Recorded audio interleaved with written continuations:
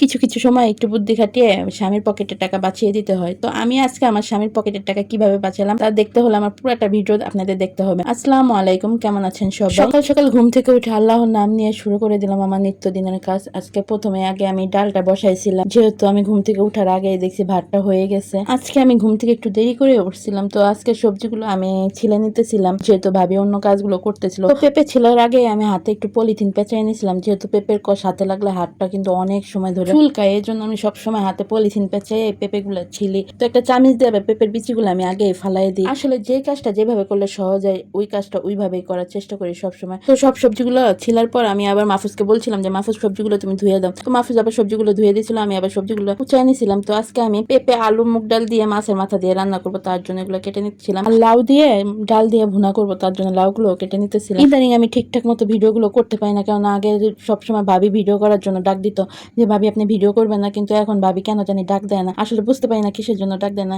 এখন আমি যেই কাজগুলো করি ওই কাজগুলোর ভিডিও করতে পারি, আর ভাবি যেগুলো করে ওইগুলোর ভিডিও এখন আর আমি করতে পারি না, যেহেতু আমাকে ডাক দেন। তো আমি আবার এদিক দিয়ে আবার হাতে মাখায় ডালটা বসাবো, তার জন্য ডালটা হাতে মাখিয়ে নিতেছি। ডালটা আমি এক চুলায় বসাই দিছিলাম আর আরেক চুলায় মাছের মাথাগুলো ভাজা নিতেছিলাম। মাছের মাথাগুলো ভাজার পর আমি আবার মুগ ডালটা ভালোভাবে ভেজে নিয়েছিলাম, যেহেতু মুগ ডাল রান্না করলে ভেজে নিতে হয়। তো আমি মুগ ডাল ভেজে ভিজাই রাখছিলাম অনেকক্ষণের জন্য। তো আমি আবার এখান দিয়ে পেঁপে, আলু আর মুগ ডাল দিয়ে মাছের মাথা দিয়ে তরকারিটা বসাই দিছিলাম। এটা হতে থাকবে, আর অন্যদিক দিয়ে আমি আবার শাকগুলো ধুয়ে নিছিলাম। শাকগুলো ধুয়ে আবার মাহফুজকে বলছিলাম মাহফুজ আর একটু ভালো করে একটু ধুয়ে দাও। তো তারপর মাহফুজ আবার ধুয়ে দিছিল। তো আবার মাছগুলো আমি কুটি কুটি করে কেটে নিছি, আলু কুটি কুটি করে কেটে নিছি, আর শাকগুলো কুচাই নিছি। তো একবারে কাজগুলো করলে হয় কি একবারে কুচাই নেওয়া, যদি আমি রান্না করতে যাই তাহলে আমার রান্নাটা অনেকটা সহজ হয়ে যায়। আজকে আবার শাকটা আমি চিংড়ি মাছ দিয়ে ভাজি করতে চাইছিলাম, তো চিংড়ি মাছটা নাকি বাজারে পায় নাই আর তার জন্য আনে নাই। তো আমার কাছে কলমি শাকটা কিন্তু অনেক ভালো লাগে, মাঝে মাঝে আমি এই কলমি শাক ভাজি করি। তো আমি সবসময় রসুন আগে কুচাই নিয়ে তারপরে উপরে চামড়াগুলো হাত দিয়ে কসলান দিয়ে দিলে পরে দিয়ে চামড়াগুলো উঠে যায়, যেহেতু অনেক রসুন কাটতে হয় প্রতিদিন, প্রায় 1 কেজির উপরে রসুন আমার এরকম কুচাইতে হয়। তো আমি আবার মাছগুলো আবার ভালোভাবে আবার পরিষ্কার করে নিতেছিলাম, কিন্তু মাছগুলো কিন্তু ধোয়াই ছিল, লবণ দিয়ে ধোয়া ছিল। তারপর আবার কাটার পর আবার আমি আবার লবণ দিয়ে ধুইছি, আলুগুলো ধুয়ে নিলাম। মাছগুলো আর আলুগুলো এখন আমি ভেজে নিব, মাছটা একটু কড়া করে ভাজবো, যেহেতু শুকনো ভুনা করবো তার জন্য একটু মাছটা কড়া করেই ভেজে নিব। তো আমি শাক সেদ্ধ দিছিলাম, তো শাকটা আমার সেদ্ধ হয়ে গেছে, আমি আবার ঝুড়িতে ঢেলে নিছিলাম। এক করে শাক কাটছি, এখন সেদ্ধ করার পর অল্প একটু হয়ে গেছে, তখন আবার চিন্তা করতেছে এতটুকু শাকে কি হবে। তারপর আবার পেঁয়াজ রসুনটা একটু বাড়াই দিছিলাম,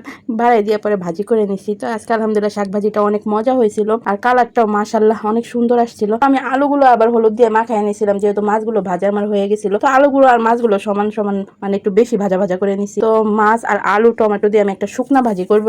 এই ভাজিটা কিন্তু খাইতে অনেক মজাই লাগে, একদিন বাসায় আপনারা ট্রাই করে দেখেন, এত ভালো লাগে আলহামদুলিল্লাহ। তবে আজকে ধইনা পাতা দিতে পারি না, যেহেতু আজকে ধইনা পাতা ছিল না, আগেই শেষ হয়ে গেছিল, তার জন্য দিতে পারি না। ধইনা পাতাটা দিলে আর কি আর একটু বেশি মজা লাগতো। ভাবি আবার মুরগিগুলো ধুয়ে নিছিল, তো মুরগি ধোয়ার পর আমি আবার মুরগির মাংস আর আরেক চুলা রুই মাছের ঝোল বসাই দিছিলাম। তো এগুলোর ভিডিওগুলো আবার আমি করতে পারি না সময়ের জন্য। তো আলহামদুলিল্লাহ আমার সব রান্না করা শেষ, পার্সেল গুলো করা শেষ, এখন শুধু নিয়ে সব রান্না করা শেষে যখন পার্সেল গুলো এইভাবে সাজাই না ভিতরটা, আলহামদুলিল্লাহ এত শান্তি লাগে। তো ভিডিওর শুরুতে আমি বলছিলাম যে আমি আজকে আমার স্বামীর পকেটে টাকা বাঁচাই দিছি। তো কিভাবে বাঁচাই দিছি তো আপনাদের বলি। তো আমার লুসনির অনেক দরকার ছিল, যেহেতু আমার লুসনিগুলো অনেক নষ্ট হয়ে গেছে, চাউলের বস্তা কাইটা আমি এইভাবে লুসনিগুলো বানাই নিছিলাম। আজকের ভিডিও পর্যন্ত, সবাই ভালো থাকবেন, দেখা হবে অন্য কোনো ভিডিওতে। আল্লাহ হাফেজ, আসসালামু আলাইকুম।